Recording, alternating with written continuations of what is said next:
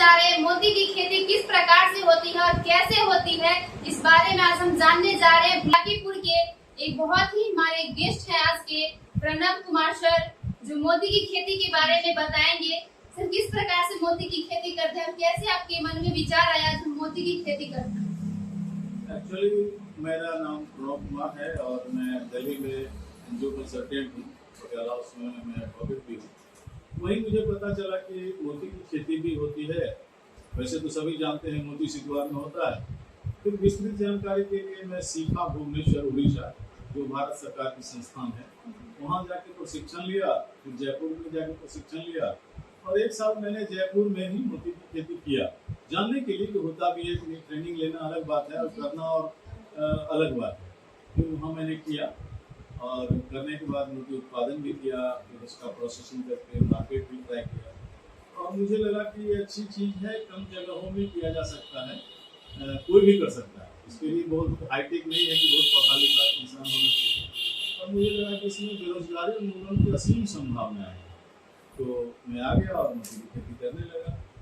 मोती की खेती की शुरुआत किस तरीके से होती है?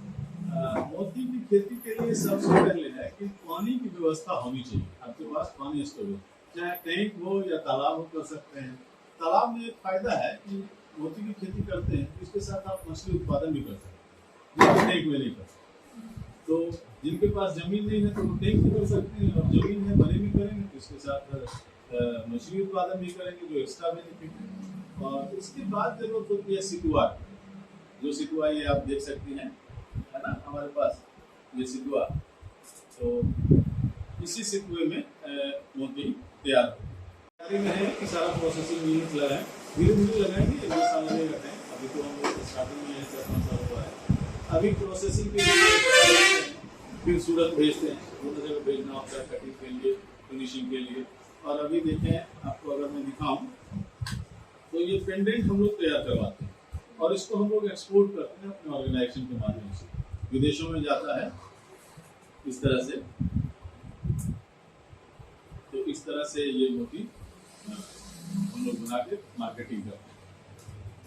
और सर, ये सितुआ आप कहाँ से मंगवाते हैं? यहाँ कितना मिलता है?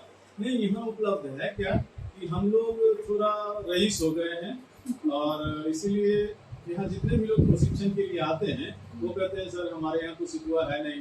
मैं कहता हूँ है, आप ढूंढें। तो नहीं सर, आपको मैं पैसा दे देता हूँ, आप मंगवा दीजिए। मैं कहता हूँ वो लास्ट ऑप्शन है। बहुत परेशान वो भी हमसे होते हैं, मैं भी उनको करता हूँ। आप अपने एरिया में ढूंढें, मुझे जानकारी है, और जब ढूंढते हैं तो मिल जाता है। मैं कहता हूँ कि आप फ्री में ढूंढिएगा, नहीं मिले, आप जाइए वहाँ बच्चों को बोलिए, मछुआरे के बच्चों को, भाई तुमको हमको सितुआ ला के दो, आप ले जाइए मेरे यहाँ से, फोटो ले जाइए, उनको कहिए कि हमको ये सितुआ दो, साइज के बारे में आपको बताएंगे, आपने प्रशिक्षण लिया है, बताएंगे, और वो दे देते हैं। तो मिल जाता है यहाँ तालाब में, नदी में, चौर कहते हैं ना लोग यहाँ बिहार में, चौर में भी मिल जाता है।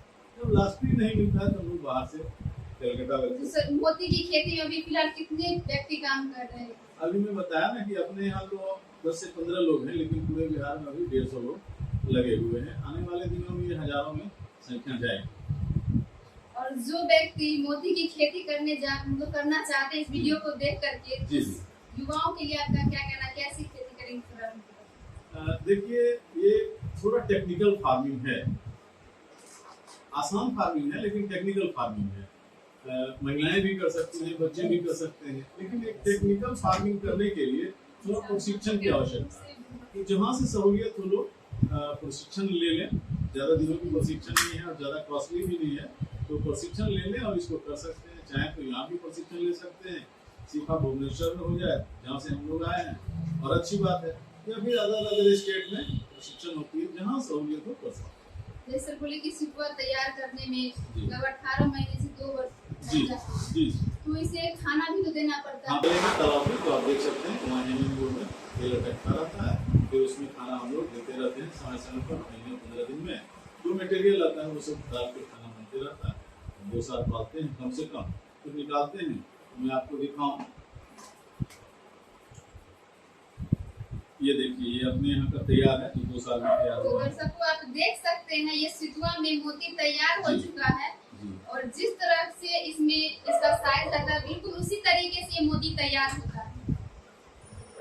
तरह से हमारा मोती तैयार होता है और फिर इसका कटिंग वटिंग करके अभी आपको मैंने दिखाया ना, डिपेंडेंट है, तो ये फाइनल रूप से हम लोग बना के मार्केट को एक्सपोर्ट करते हैं, लोकल मार्केट भी और विदेशों में भी बेचते हैं।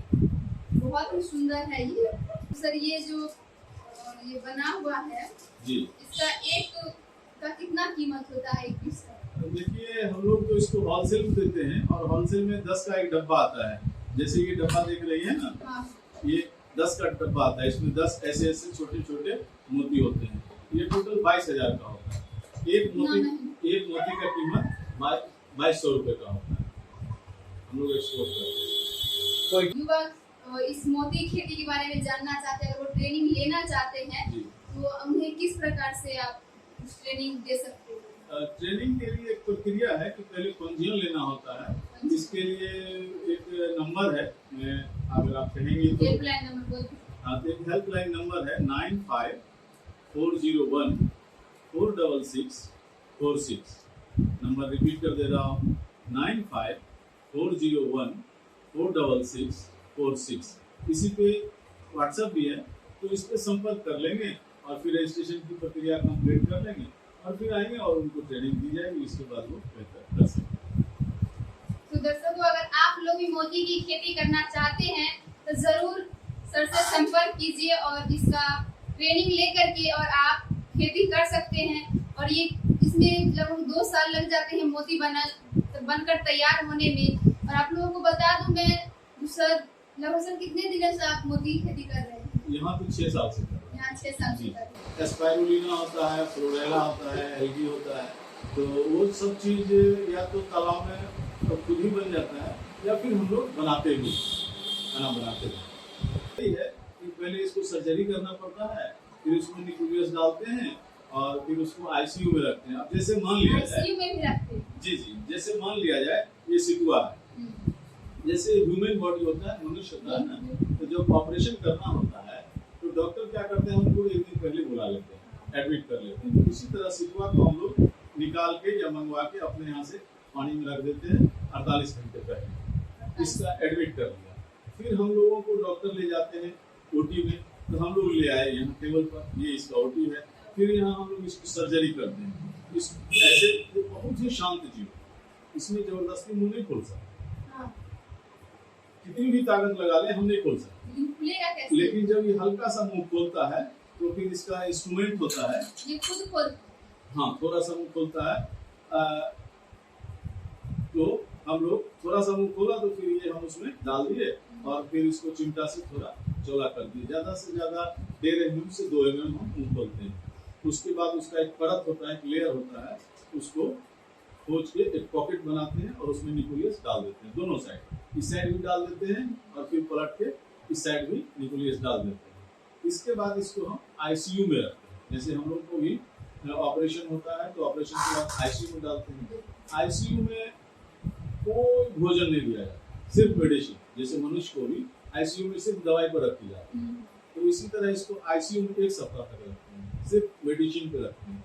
और इसके बाद हम लोगों को भी क्या होता है, आईसीयू कंप्लीट हुआ तो वार्ड में जाते हैं जहाँ खिचड़ी मिलता है खाने के लिए, तो इसको भी खिचड़ी दिया जाता है। खिचड़ी मतलब इसका खिचड़ी तो परसेंटेज है भोजन का, हल्का भोजन रहता है उस पानी में और दवाई रहता है।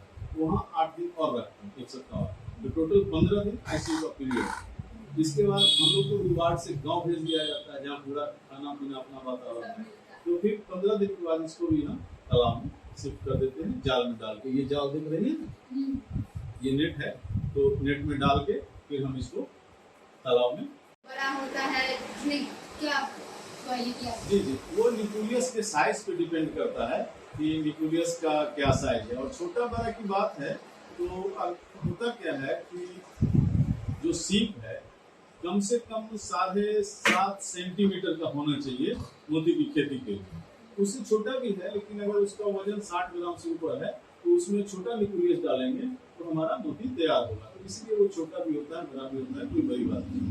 सिक्का कितने प्रकार के होते हैं? तो इसलिए तो मोती करने के लिए कौन से सिक्के का यूज किया जाता है? इसका है कितने प्रकार? बहुत अच्छी जानकारी आपने चाहिए है। सिकुआ का मतलब लोग सीधा सिकुआ समझते हैं, लेकिन ऐसी बात है। है क्या कि 52 प्रकार के सितुआ पाए जाते हैं। 52 प्रकार जी, हम लोग बात कर रहे हैं मीठे जल में, जो तालाब में होता है, नदी में होता है, समंदर में खारा जल हो गया, तो मीठे जल में 52 प्रकार के सितुआ पाए जाते हैं। लेकिन मात्र 3 प्रकार है, लेमनिडेंस मार्जिनलिस, लेमनिडेंस कोरियान्स और पेरेसिया कोरुबुटा। यही 3 प्रकार के सितुआ हैं जिसमें हम मोती उत्पादन कर सकते हैं। 3 सितुए में हम मोती की खेती कर सकते हैं। बिल्कुल। तो तीनों एक ही तरह के उसमें मोती का खेती किया था या फिर अनेक प्रकार? नहीं, तीनों सितुआ में मोती हो सकता है। आप जैसा न्यूक्लियस जिसमें डालेंगे वैसा बनेगा। मतलब 3 सितुआ है जिसमें मोती उत्पादन आप कर सकते हैं, जो आपके यहाँ भी मिल सकता है, तालाब में, नहीं तो हम लोग बाहर से भी मंगा लेते हैं, तो मंगा के खेती करते हैं। तो सितुआ की खेती करने के बाद जब मोती तैयार हो जाती जी। है तो मार्केटिंग किस तरह से कहाँ करते हैं? सितुआ में न्यूक्लियस डालने से लेकर मोती तैयार होने तक 12 से 18 महीने लगते हैं कम से कम। वो मैंने पहले भी बताया कि जितना ज़्यादा दिन छोड़ेंगे उतना ज़्यादा बढ़िया मोती तैयार होगा, उतना ज़्यादा चमकीला होगा, उसका परत ज़्यादा मोटा होता है।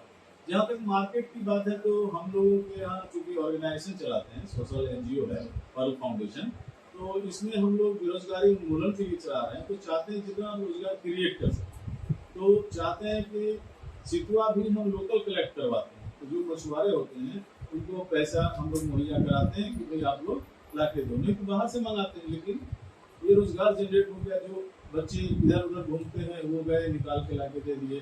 तो दर्शकों, अगर आप लोग भी मोती की खेती करना चाहते हैं तो प्रणव सर से जरूर संपर्क कीजिए।